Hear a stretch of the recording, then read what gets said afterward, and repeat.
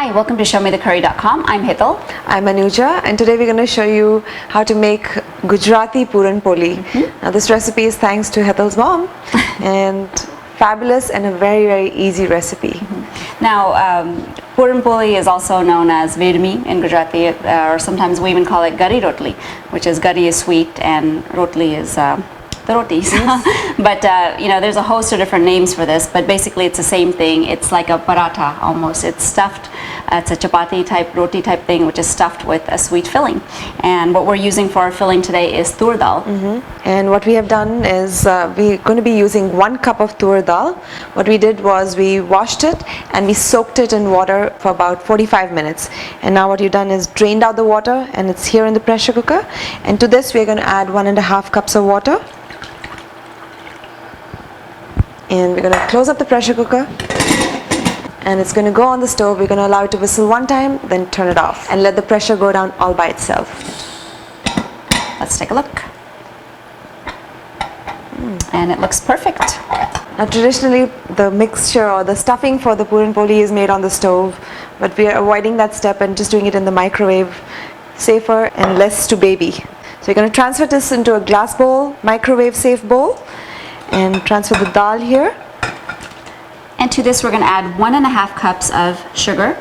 Now if you don't like it really sweet, you can even cut down a little bit of the sugar, but 1.5 cups is a decent amount. Works for us, yes.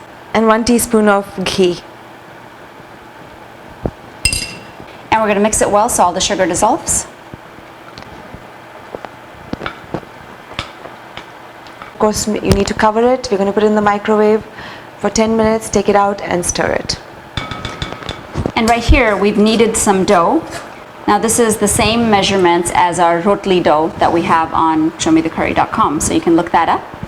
And just for a real quick recap, it's 2 cups of atta, 1/2 teaspoon of salt, 4 teaspoons of oil, and 3/4 cup of warm water. You knead it and set it aside and let it rest for at least 20 minutes. So our 10 minutes are almost up with our microwave. And here we have a teaspoon of sugar and just a pinch of saffron strands. We're going to put that in there and kind of crush it up. So this basically helps break it down, so when you add it to the mixture, it'll combine. There won't be like strands of saffron. Now if you prefer that, you can skip this step. And we also have a nutmeg, a whole nutmeg. So once that comes out, we're also going to freshly grate the nutmeg into our mixture. And it's out of the microwave, it's boiling, so please be very careful. We're going to give it 1 more stir. We're going to add in the sugar and the saffron. And we're going to go ahead and grate the nutmeg in here. It's going to be about 1/8 teaspoon. Now the nutmeg is really optional, but it does give a fantastic underlying flavor. And we're going to mix that up real quick. And it's going to go back into the microwave for another 10 minutes. So our mixture is out of the microwave, and look at it, it's bubbling, it's steaming hot, so please be very careful.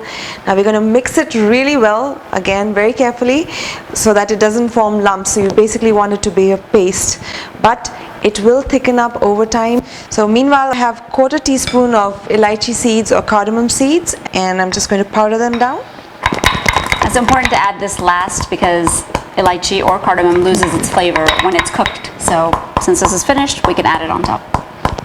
Now the other thing you can add, my mom usually adds a little bit of saunf or fennel seed powder, just a little bit, and it gives us a completely different kind of taste. But it's up to you, it's completely optional. If you'd like to add just a pinch of that, feel free to. So right now, like we mentioned, it's hot. It's still very hot. It's going to take a little while to cool down.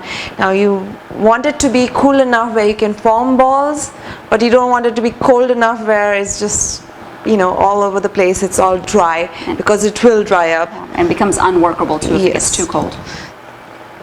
So our mixture is cooled down, and we're going to take our dough and just kind of give it one final knead. And we're going to divide this into 12 equal size portions. And over here, the mixture is cooled down.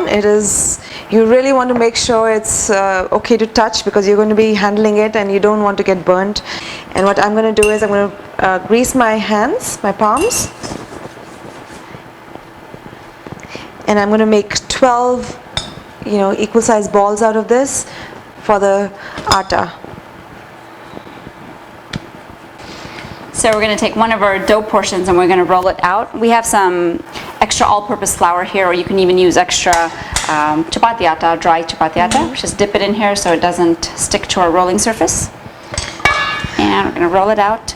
We're not rolling it out all the way, just making a small disc. And if you can, try to make the edges a little bit thinner and keep the middle a little bit thicker. We also have our tawa heating up and it's hot, so gonna make a ball out of this and drop it on the dough. So we're going to take this and basically just pull it all together like so.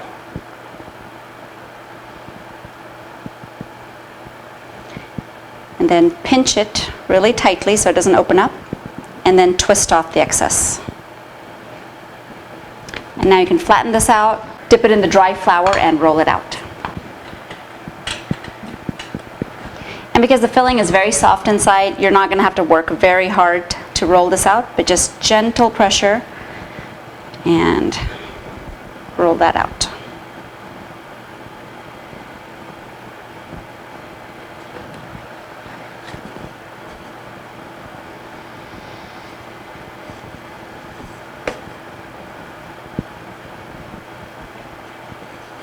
And we're going to transfer this onto the hot tawa. And while that one is cooking, I'm going to go ahead and start on the next one. And once you see the dough kind of changing color, we're going to flip it. And once it's cooked from both the sides, we're going to smear some ghee on top.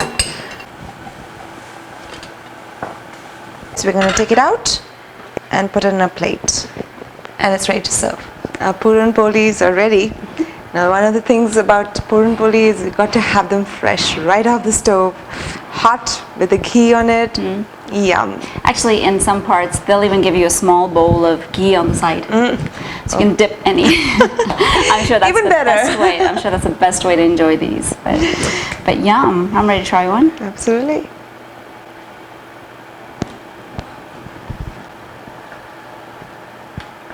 Ooh, hot. It's hot. Delicious. There's something about sweets, right?